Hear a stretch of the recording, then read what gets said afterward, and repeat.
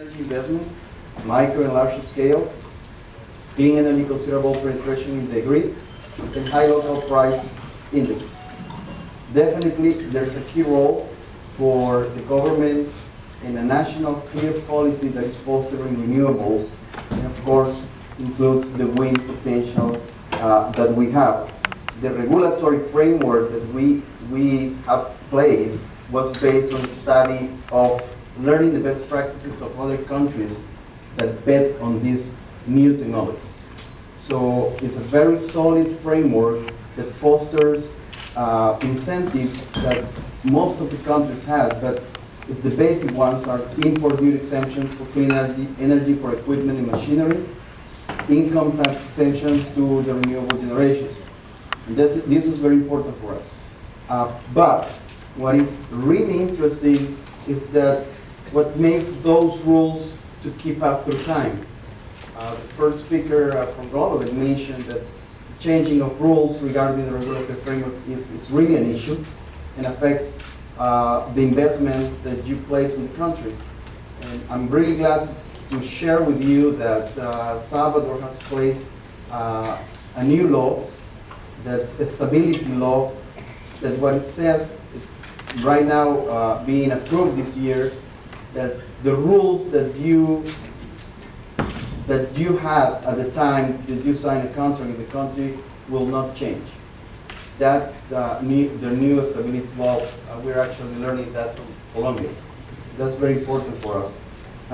The regulatory framework fosters international tender processes, and it's very solid, and that's why we have had 3 bidding process tender very successful in the past, related mostly to solar energy and gas energy type, 355 megawatt new energy system, which is $800 million investment for the country, and around 200 millions regarding renewables that has been awarded to 3 companies, one from Spain, 60 megawatt, one from US, 20 megawatt, and 14 megawatt for Spain.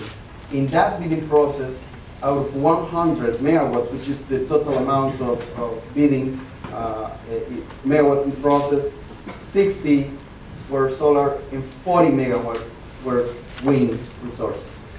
As a reference, pretty quick, in that opportunity, the wind participants offered a maximum value of $229 per megawatt hour and a minimum of $158 per megawatt hour, the price being offered. But there's a top price, which is very secret and it's open until everything, all the process is being performed in front of everybody, and the top selling price was $123.41 per megawatt. That's why those 40 megawatts were not awarded. So there's a new bidding process that is coming to El Salvador. We're going to be making this public in the next 2 months, and it's going to be between 100 to 200 megawatts. Out of that, maybe the target will be 150 megawatts, and maybe 20 or 40 megawatts in wind energy will be considered for that bidding process. So our regulatory framework really is very solid in order to support that scheme of investment, but also there's an opportunity to have bilateral contracts in which you place your project and you have a contract with the distribution company, and that's a private-to-private scheme in which the government is not involved, it's one-to-one. Gracias, Ricardo. Solo para clarificar, la licitación en el futuro pronto va a ser 200 megas de energía renovable. Around 150. Gracias. Ahora vamos a dar la palabra a Cesar Zamora para hablar con casi 5 años o más en Nicaragua. ¿Cómo ustedes han visto qué hizo el gobierno de Nicaragua para traer su proyecto? Y con 5 años de experiencia, ¿cómo van el investment climate para seguir trabajando y quizás expandiendo en Nicaragua o América Central? Nosotros en Nicaragua tenemos ya 15 años de servir el sistema energético del país. Iniciamos con una planta de búnker, 50 megas, luego se adquirió la competencia con 70 y alrededor del 2008, a través de unos procesos de licitación, las dos plantas, a raíz del 2008 entró una crisis en la región y especialmente en Nicaragua porque no se supo manejar la planificación en primer lugar y en segundo lugar la falta de energía, ¿verdad? Entonces en ese sentido desde el sector privado tratamos de ser proactivos en medio de la crisis, tanto en ese momento al gobierno como a la oposición, que en ese momento era el Frente Sandinista. Le hicimos un planteamiento de viéramos qué es lo que estaba haciéndose bien en la región y fundamentalmente qué es lo que estaba haciendo bien en la región en el 2008 era fundamentalmente lo que estaba haciendo en gran medida Guatemala, de tener una ley de incentivos para las energías renovables, ¿verdad? Al final pudimos hacer un proceso de lobby con las autoridades y con la oposición, ¿verdad? Porque es un tema de la clase política, que son los que terminan construyendo las leyes, y eso ayudó a que se presentara una ley de promoción para la inversión de energías renovables. Con eso y al mismo tiempo, 2 años después, hubo un proceso electoral en Nicaragua donde un gobierno de izquierda asumió la presidencia y hubo mucha preocupación por parte del sector privado de qué era lo que iba a suceder. Desde el sector privado hicimos un planteamiento de cómo veíamos al país saliendo a través de un compromiso del sector privado de invertir en energías renovables, ¿verdad? Ante los enormes precios de los combustibles en el país. Sin embargo, el gobierno nos oyó, el gobierno en ese momento recibió mucha ayuda por parte de Venezuela, la sigue recibiendo, y sin embargo confió en el sector privado y el sector privado ha ido cumpliendo con los compromisos que ha adquirido en cuanto a inversión en el país de energía renovable. En energía eólica en los últimos 6 años se han invertido en el país 200 megas de energía renovable en un área que es extremadamente buena. Hoy este año tanto la planta que dirige Sean como la de nosotros tiene factor de planta a mitad de año de alrededor del 70%, ¿verdad? Con temporadas secas, sin embargo, hay que decirlo, pero los recursos, el recurso energético de viento está ahí, es un recurso energético que puede competir con búnker a $50, y eso es importante. Y para ello hay que convencer a las autoridades de que hay que tomar mayor grado de riesgo, no solo del gobierno y las autoridades en dar licencias para seguir generando en este sector, sino de buscar oportunidades fuera de Nicaragua. El sector de Nicaragua y lo que está sucediendo en Centroamérica es lo que se necesita es capacidad. El tema de Centroamérica, el tema de Panamá, el tema de Salvador, el tema de Honduras, vamos a verlo pronto, es un tema de falta de capacidad. Y el viento no te da capacidad. Y ese es un problema que tenemos que estar claros, porque estamos en este mundo de la energía de viento. Entonces, ¿cómo acomodamos eso? Eso es lo importante, ¿no? Y hay posibilidades varias. ¿Cómo aprovechar, cómo complementamos el tema hídrico en la región y en Nicaragua? Especialmente de lo que yo más sé. Estamos convenciendo a las autoridades de que nos otorguen una licencia. Tenemos días en los que nos dicen sí, mañana les damos la licencia. Otros nos dicen, bueno, espérense un mes. Estamos en ese diálogo que siempre es de alguna manera ya por nosotros aprendido, pero lo que nosotros estamos viendo en IC Power es la región. Nosotros estamos apostando a poner la primera planta mercante para vender en Centroamérica.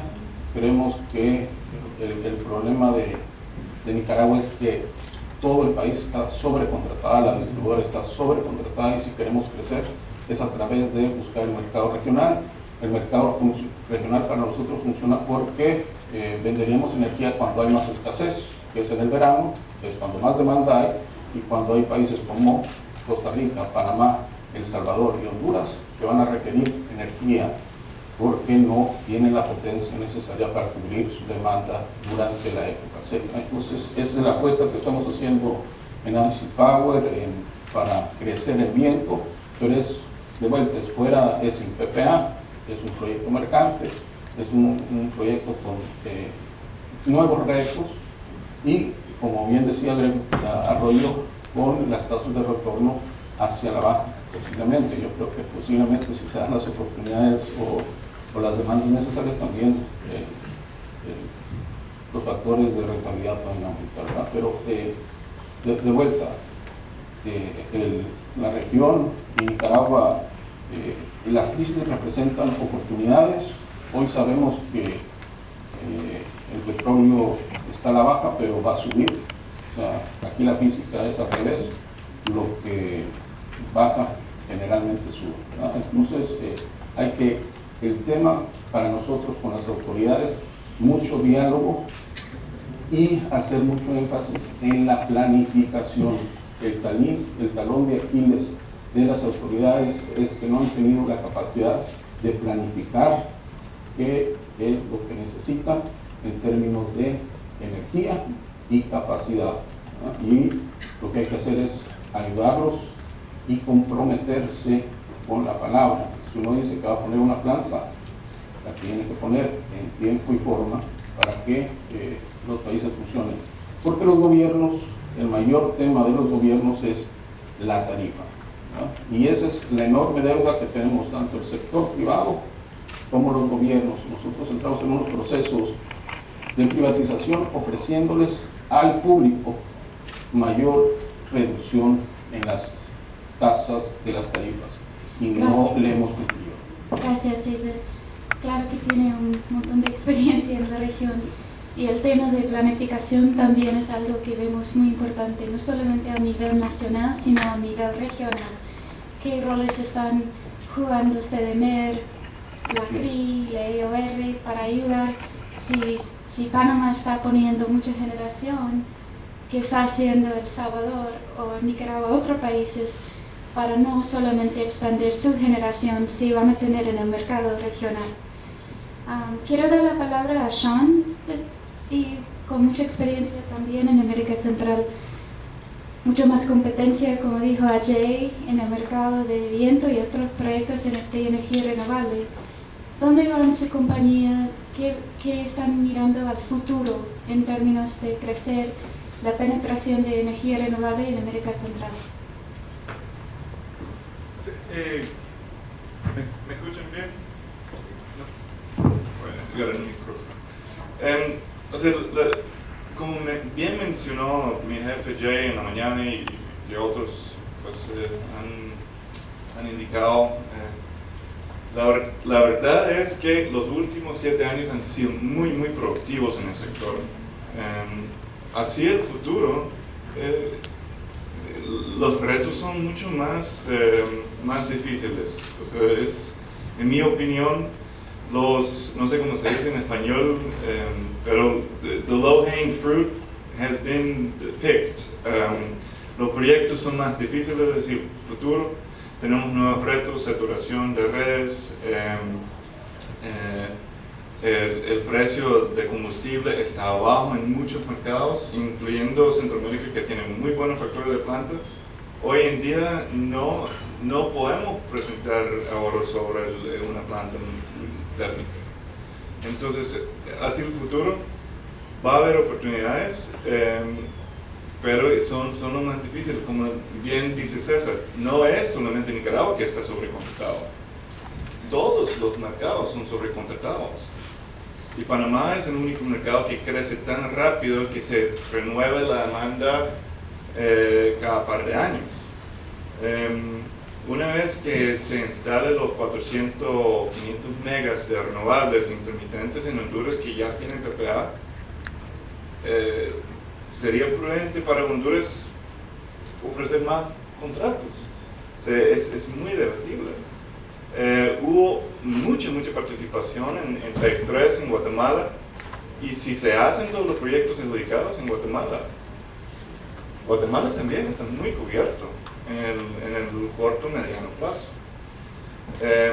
creo que es el momento de ponernos creativos, como dice César, buscar el mercado regional. Hasta podríamos empezar a pensar en almacenamiento de energía. Nicaragua y Costa Rica son para mí los mejores sitios o países que jamás he visto en producción del viento, pero ya los países no tienen dónde mandar su energía en la noche. En Nicaragua están recortando parques en la noche desde ya. Y estamos hablando de parques que el año pasado, en datos reales del medidor, sacaron 60% factor de planta. 60% factor de planta siendo recortados durante ciertas horas, casi todas las noches. Entonces, vamos a ver oportunidades aquí en Panamá, vamos a ver oportunidades de tal vez concretizar las oportunidades o los contratos que siguen ahí sin construirse en ciertos mercados. Pero los problemas o los retos hacia el futuro son serios. O sea, hemos hecho tanto en los últimos años que son happy problems que hicimos tan bien que ya no hay mucho espacio. Pero tenemos que ir buscando enfrentar esos problemas con